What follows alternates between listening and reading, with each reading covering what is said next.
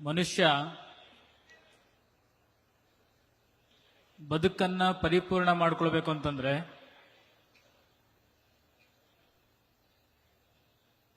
ತನ್ನ ಕಾಲಘಟ್ಟದ ಕೊನೆ ಗಳಿಗೆಯಲ್ಲಿ ತಾನು ಏನೆಂಬುದನ್ನ ತಾನು ಹೇಳೋದಲ್ಲ, ತನ್ನ ಸುತ್ತ ಇರುವಂತಹ ಜನ, ಪರಿಸರ, ತನ್ನ ಬಗ್ಗೆ ಏನು ಮಾತಾಡಿಕೊಳ್ಳುತ್ತೆ ಅನ್ನೋಂಥದ್ದು ಬಹಳ ಮುಖ್ಯ ಆಗುತ್ತೆ. ಒಬ್ಬ ವ್ಯಕ್ತಿ ಬಗ್ಗೆ ನಿಜವಾದ ರಿಪೋರ್ಟ್ ಕಾರ್ಡ್ ಅಂತಂದ್ರೆ ತನಗೆ ತಾನು ಹೇಳಿಕೊಳ್ಳುವಂತಹದ್ದು, ಮಾಡಿದೆ ಎನ್ನುವಂಥದ್ದಲ್ಲ, ತನ್ನ ಬಗ್ಗೆ ತನ್ನ ಸುತ್ತ ಇರುವಂತಹ ಜನ ಯಾವ ಅಭಿಪ್ರಾಯವನ್ನ ಕೊಡ್ತಾರೆ ಅದು ನಿಜವಾದ ರಿಪೋರ್ಟ್ ಕಾರ್ಡ್ ಆಗುತ್ತೆ ಅನ್ನುವಂತಹದ್ದು. ಈ ದೇಹದೊಳಗಿರುವಂತಹ ಆತ್ಮ ಎಲ್ಲರಲ್ಲಿಯೇ ಒಂದೇ ರೀತಿ ಆಗಿದ್ರೂ ಕೂಡ ತನ್ನ ದೇಹ ಕಾಲದ ಮುಗಿದ ನಂತರ ಆತನಿಗೆ ಮಹಾತ್ಮ ಅಂತ ಹೇಳ್ತಾರೆ, ಆ ಆತ್ಮಕ್ಕೆ ಹುತಾತ್ಮ ಅಂತ ಹೇಳ್ತಾರೆ. ಒಂದಿಷ್ಟು ಬೇರೆ ಕೆಲಸಗಳು ಮಾಡಿದ್ರೆ ಪಾಪಾತ್ಮ ಅಂತ ಕರೀತಾರೆ. ಶಿವಕುಮಾರ ಸ್ವಾಮೀಜಿಯವ್ರ ತರ ನಮ್ಮ ಕಾಲಘಟ್ಟದಲ್ಲಿ ಆಗೋಗಿದ್ರು ಅಂತಂದ್ರೆ ದೈವಾತ್ಮ ಅಂತ ಕರೀತಾರೆ.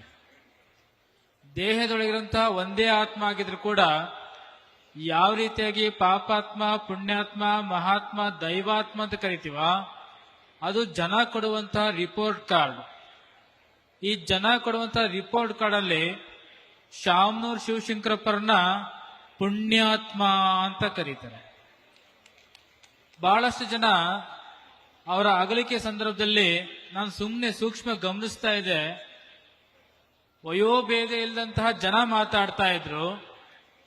ನಮ್ಮೂರಿನ ಬೆಳಕು ಇಷ್ಟು ಬೇಗ ನಂದಬಾರದಾಗಿತ್ತು, ಭಗವಂತ ನನ್ನ ಆಯುಸನ್ನ ಶಿವಶಂಕರಪ್ಪರ ಕೊಟ್ಟಿದ್ರೆ ನಮ್ಮೂರು ಇನ್ನೊಂದಿಷ್ಟು ಉದ್ಧಾರ ಆಗ್ತಿತ್ತು ಅಂತೇಳಿ ಎಷ್ಟೋ ಜನ ತುಂಬು ಹೃದಯದಿಂದ ತಮ್ಮ ಆಯುಸ್ಸನ್ನು ಕೊಡ್ಲಿಕ್ಕೆ ಮನಪೂರ್ವಕವಾಗಿ ಆ ಶ್ರದ್ಧಾಂಜಲಿ, ಆ ಅಂತ್ಯ ಸಂಸ್ಕಾರಕ್ಕೆ ಬಂದಾಗ ಮಾತಾಡೋದನ್ನ ನಾವು ಕೇಳಿಸ್ಕೊಂಡಿದ್ದೇವೆ. ಕಾರಣ, ಮನುಷ್ಯ ತಾನು ಬೆಳೆಯೋದು ಬಹಳ ಮುಖ್ಯ ಆಗೋದಿಲ್ಲ. ತಾನು ಬೆಳಿಬೇಕೆನ್ನುವಂಥದ್ದು ಪ್ರತಿಯೊಬ್ಬರಲ್ಲಿಯೂ ಇರುತ್ತೆ.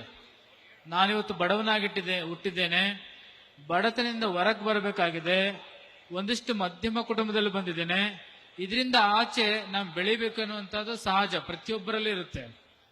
ಆದ್ರೆ ನಿಜವಾದ ನಾಯಕ ಬೆಳೆಯುವವನಲ್ಲ, ಬೆಳೆಸುವವನು ಅಂತೇಳಿ ಶಾಮನೂರ್ ಶಿವಶಂಕರಪ್ಪರವರು ಕೇವಲ ಬೆಳೆದಿಲ್ಲ, ಬೆಳೆಸುವಂತಹ ಕೆಲಸವನ್ನ ಮಾಡಿದ್ದಾರೆ ಎನ್ನುವಂತಹದ್ದು. ಈ ಸಮಾಜದಲ್ಲಿ ಎರಡು ಬಹಳ ಕಷ್ಟವಾದ ಕೆಲಸಗಳಿದಾವೆ. ಅವರ ಕಾಲಘಟ್ಟದಲ್ಲಿ ಶಿಕ್ಷಣವನ್ನ ಪಡ್ಕೊಳ್ಳೋದು ಬಹಳ ಕಷ್ಟ. ಶಿಕ್ಷಣಕ್ಕೆ ಆದ್ಯತೆಯನ್ನು ಕೊಡ್ತಾ ಇದ್ರು. ಎರಡನೇದು, ಶಿಕ್ಷಣವಂತರು, ವಿದ್ಯಾವಂತರು ನೌಕರಿಯನ್ನು ಹುಡ್ಕೊಳ್ಳುವಂತ ಕೆಲಸವನ್ನ ಮಾಡ್ತಾ ಇದ್ರು.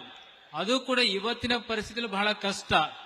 ಆದ್ರೆ ಶಾಮನೂರ್ ಶಿವಶಂಕರಪ್ಪನವರು ಈ ಮಧ್ಯ ಕರ್ನಾಟಕದ ಎರಡು ಸಮಸ್ಯೆಗಳಿಗೆ ಶಾಶ್ವತ ಪರಿಹಾರ ಕೊಡುವಂತ ಕೆಲಸವನ್ನ ಮಾಡಿದ್ರು. ಒಂದು, ಶಿಕ್ಷಣ ಕ್ರಾಂತಿನ ಮಾಡೋದ್ರ ಮೂಲಕವಾಗಿ ಮಧ್ಯ ಕರ್ನಾಟಕದಲ್ಲಿ ಅತ್ಯಂತ ಹೆಚ್ಚು ವಿದ್ಯಾವಂತರು ಇದ್ದಾರೆ ಅಂತಂದ್ರೆ ಅದಕ್ಕೆ ಕಾರಣ ಶಾಮನೂರ್ ಶಿವಶಂಕರಪ್ಪನವರು ಅಂತೇಳಿ. ಎರಡನೇದು, ನಿರುದ್ಯೋಗ ಸಮಸ್ಯೆ ಇಡೀ ದೇಶದಲ್ಲಿದೆ. ಒಂದಿಷ್ಟು ದಾವಣಗೆರೆಯಲ್ಲಿ ಕೊರತೆ ಅದು ಕಡಿಮೆ ಆಗಿದೆ ಅಂತಂದ್ರೆ ಅದಕ್ಕೆ ಕಾರಣ ಶಾಮನೂರ್ ಶಿವಶಂಕರಪ್ಪರ ಮಾಡಿದಂತಹ ಔದ್ಯೋಗಿಕ ಕ್ರಾಂತಿ ಅಂತೇಳಿ. ಶಿಕ್ಷಣ ಸಂಸ್ಥೆಗಳನ್ನ ಹುಟ್ಟಾಕುತ್ತಾ ಶಿಕ್ಷಣವಂತರನ್ನು ಮಾಡಿದ್ರು. ಶಿಕ್ಷಣವನ್ನು ಪಡ್ಕೊಂಡಂತಹ ಕೆಲ ಜನಗಳಿಗೆ ಲೆಕ್ಚರ್ಸ್ಗಳನ್ನ, ಟೀಚರ್ಸ್ಗಳನ್ನ ಮಾಡುವಂತ ಕೆಲಸವನ್ನ ಮಾಡಿದ್ರು. ಕಾರ್ಖಾನೆಗಳನ್ನ ಕಟ್ಟಿದ್ರು. ಎಲ್ಲ ವರ್ಗದವರಿಗೆ ಸಹಾಯವನ್ನ ಮಾಡುವಂತ ಕೆಲಸವನ್ನ ಮಾಡಿದ್ರು.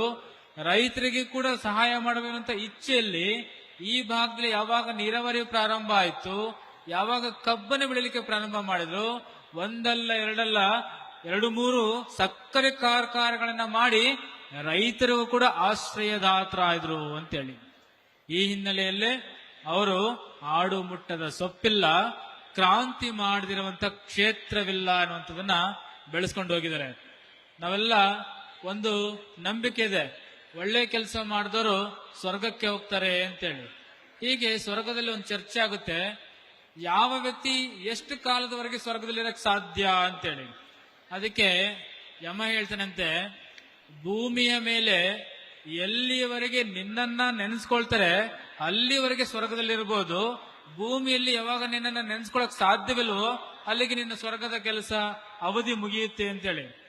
ಈ ಕಾರಣದಿಂದ ಶಾಮನೂರ್ ಶಿವಶಂಕರ ಪರ ಕಾರ್ಯ ಹೇಗಿದೆ ಅಂತಂದ್ರೆ, ಸೂರ್ಯ ಚಂದ್ರರು ಇರೋವರೆಗೂ ಕೂಡ ಅವರ ಕೆಲಸ ಶಾಶ್ವತವಾಗಿದೆ, ಅವರು ಶಾಶ್ವತವಾಗಿ ಸ್ವರ್ಗವಾಸಿಗಳಾಗಿರ್ತಾರೆ ಅಂತ ಮಾತನ್ನ ತಿಳಿಸ್ತಾ ಅವರ ಆತ್ಮಕ್ಕೆ ಚಿರಶಾಂತಿನ ಕೊಡ್ತಾ ಅವರೆಲ್ಲ ಕುಟುಂಬದವರಿಗೆ ಒಳಿತನ್ನು ಬಯಸ್ತೇನೆ. ಸರ್ವರಿಗೂ ಶರಣಾರ್ಥಿಗಳು.